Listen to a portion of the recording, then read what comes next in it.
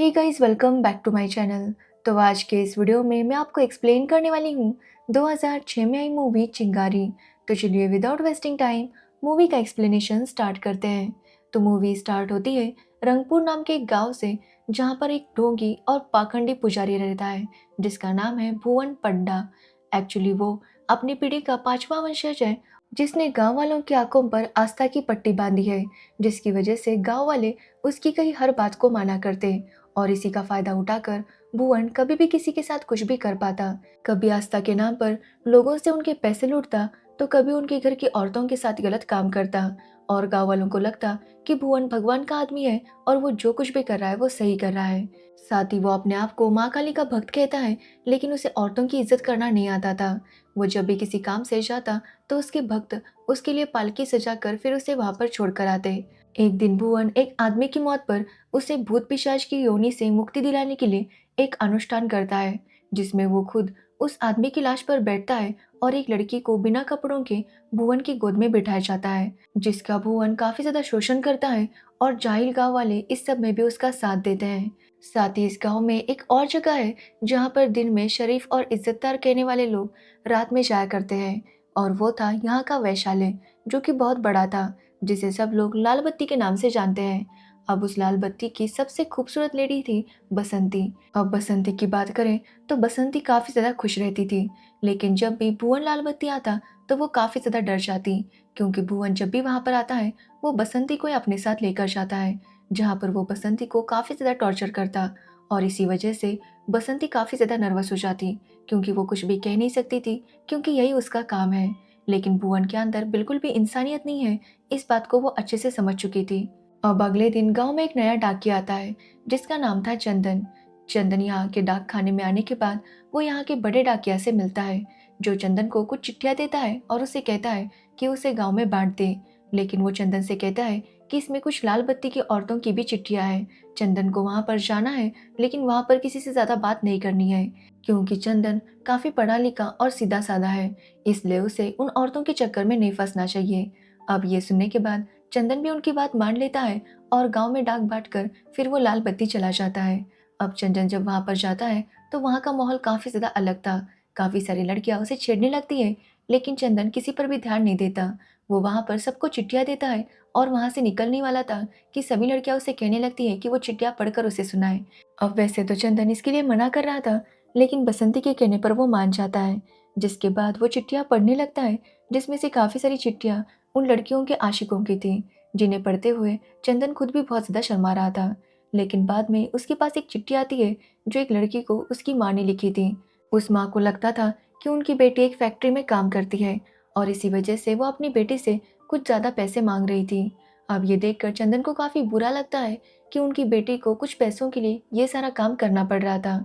अब ये सब सुनकर चंदन काफी इमोशनल हो गया था, और वो समझ जाता है कि बड़े डाक बाबू ने उसे यहाँ पर रुकने से क्यों मना किया, क्योंकि वो जानते थे कि अगर चंदन इन औरतों की कहानी सुनेगा तो वो बहुत ज़्यादा इमोशनल हो जाएगा।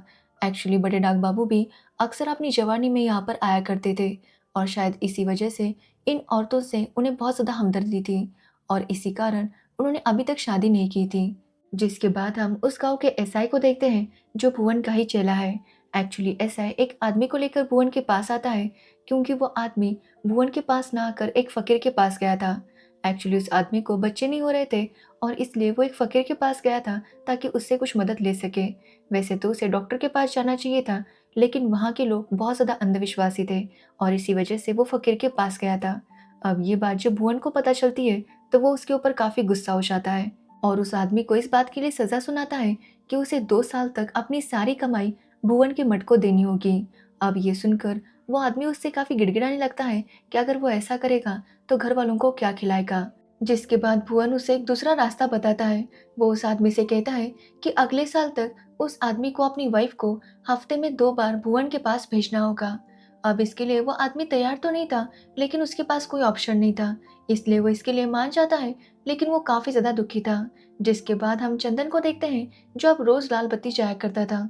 वहाँ पर वो खत पहुँचाता, जिसके बाद उनके खत भी पढ़कर सुनाता, और इसी दौरान उसकी और बसंती की दोस्ती भी हो जाती है। अब एक दिन भुवन माँ काली की पूजा रखता है, जहाँ पर बसंती भी आती है और वहाँ पर वो डांस करती है। लेकिन जब वो नाच रही थी तो गलती से उसका हाथ माँ काली की मूर्ति को लग जाता है। और ये देखकर भुवन काफी ज्यादा गुस्सा होता है और बसंती को वहां से बाहर निकालता है। वो उसे घसीट कर मंदिर से बाहर लेकर आता है और ये देखकर चंदन को काफी गुस्सा आता है। वो भुवन से कहता है कि अगर वो अपने आप को माँ काली का भक्त कहता है तो उसे औरतों की इज्जत करना आनी चाहिए, क्योंकि माँ काली हर औरत में है, फिर चाहे वो औरत कोई भी क्यों ना हो। अब यह सब सुनकर भुवन काफी शॉक था, क्योंकि पहली बार उसके खिलाफ कोई आवाज उठा रहा था। चंदन भुवन को काफी सारी बातें सुनाता है कि वो किस तरह से लोगों को बेवकूफ बना रहा है।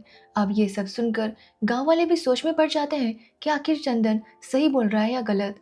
और इसी वजह से भुवन चंदन को कुछ भी नहीं कह पाता, क्योंकि वो नहीं चाहता था कि ये बात आगे बढ़े, इसलिए वो वहां से चुपचाप निकल जाता है। पर रात को भुवन बसंती के पास जाता है और उसे बहुत ज्यादा मारता पीटता है, जिसके बाद उसके साथ बहुत ज्यादा गलत काम भी करता है। वो ऐसा सब इसलिए कर रहा था ताकि वो चंदन का गुस्सा बसंती पर निकाल सके।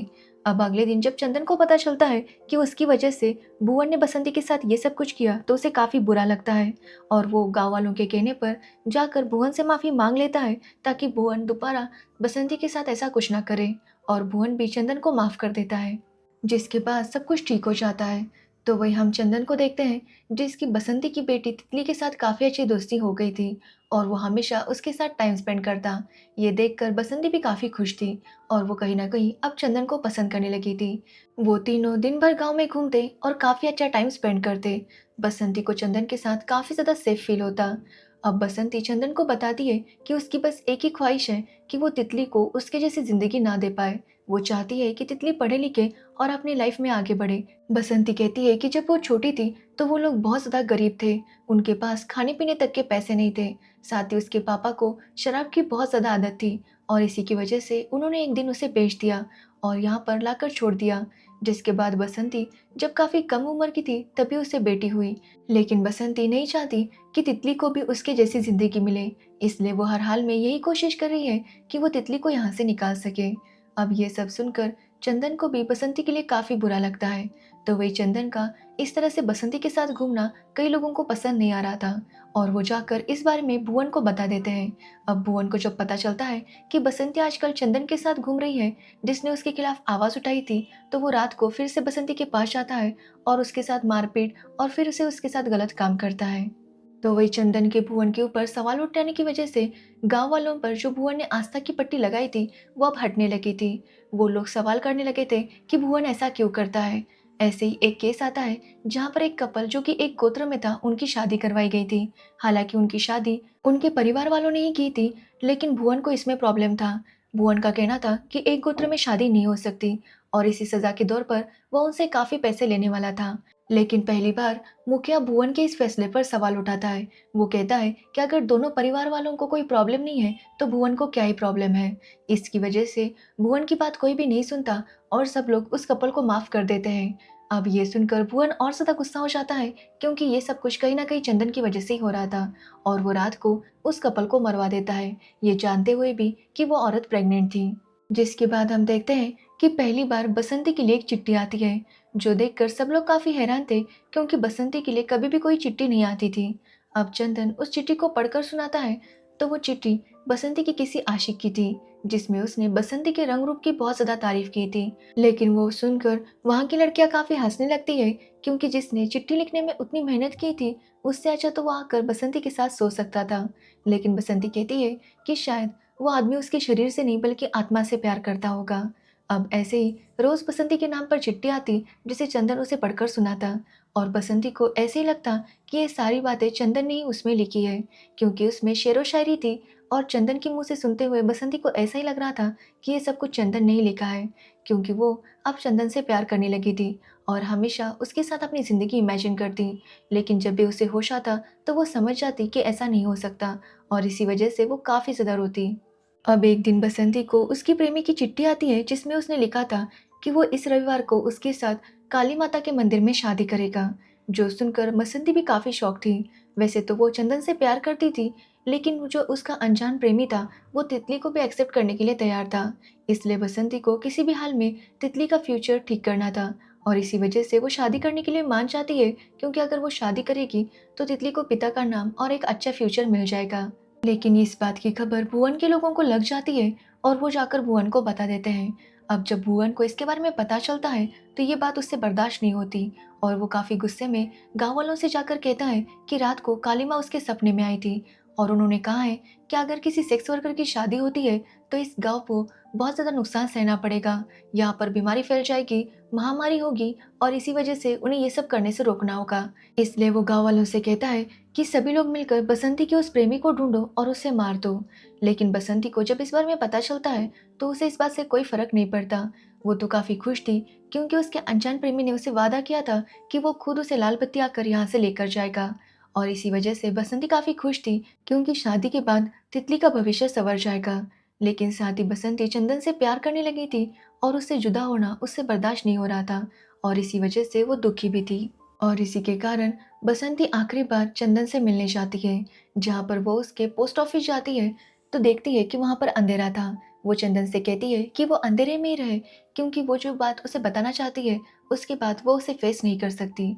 वो चंदन को बताती है कि वो उसे बहुत पसंद करती है और उसके साथ अपनी सारी ज़िंदगी गुजारना चाहती है, लेकिन उसकी मजबूरी है कि वो ऐसा नहीं कर सकती क्योंकि वो जानती है कि वो क्या काम करती है। साथ ही उसे ये भी पता है कि चंदन उसे एक्सेप्ट नहीं करेगा, इसलिए उसे ना चाहते हुए भी ये शादी करनी पड़ेगी क्योंकि तितली के भविष्य का सवाल है।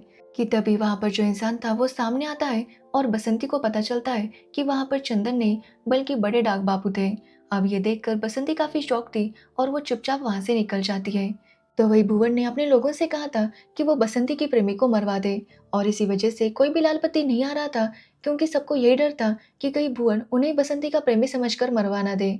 और इसी वजह से लाल बत्ती की लड़कियों का इनकम नहीं हो पा रहा था। लेकिन बसंती किसी भी हाल में ये शादी करना चाहती थी क्योंकि तितली के फ्यूचर का सवाल था। अब एक रात फिर से भुवन बसंती से मिलने आता है और फिर से उसके ऊपर अपना गुस्सा उतारने लगता है। लेकिन इस बार वो एक गलती करता है। वो हमेशा बसंती को कुछ भी कहता था लेकिन इस बार वो ये कहता है कि तितली भी उसके जैसा ही काम करेगी। अब ये सुनकर बसंती के अंदर जो माँ थी उसका गुस्सा जग जाता है और वो भुवन को काफी ज्यादा बातें सुनाती है। वो उसकी आंखों में आंखें डालकर उसे वहां से निकल जाने के लिए कहती है। अब भुवन भी बसंती का गुस्सा देखकर वहां से चुपचाप निकल जाता है। लेकिन ये बात साफ थी कि भुवन चुपचाप नहीं बैठेगा। जिसके बाद हम देखते हैं कि अगले दिन बसंती दुल्हन की तरह तैयार हो जाती है और अपने प्रेमी का इंतजार करने लगती है।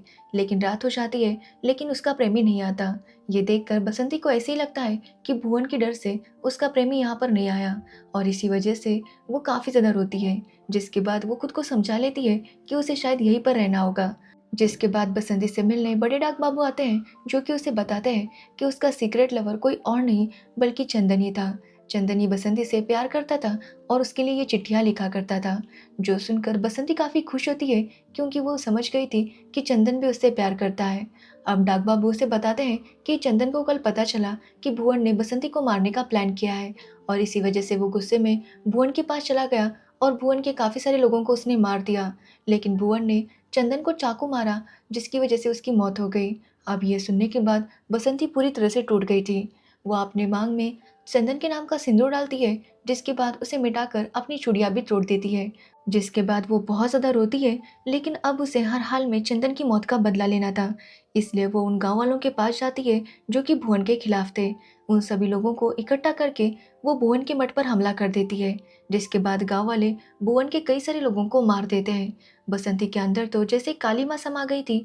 वो काफी गुस्से में जाकर भुवन के सीने में काली माँ का त्रिशूल डाल देती है और इस तरह से भुवन का अंत हो जाता है और गांव वालों को उससे छुटकारा मिल जाता है। लेकिन भुवन के मरने के बाद उसके कुछ चेले उसी तरह से पालकी सजाते हैं जैसे पहले सजाया करते थे और भुवन की शव यात्रा निकालते हैं। यानी कि चाहे जितने भी भुवन ऐसे खत्म हो जाए लेकिन कहीं ना कहीं कोई और भुवन तैयार हो जाता है। तो वही बड़े डाक बाबू बसंती और तितली को वहां से कहीं दूर लेकर जाते हैं जहां पर वो तितली को पढ़ाते हैं और वो बड़ी होकर एक सोशल वर्कर बनती है।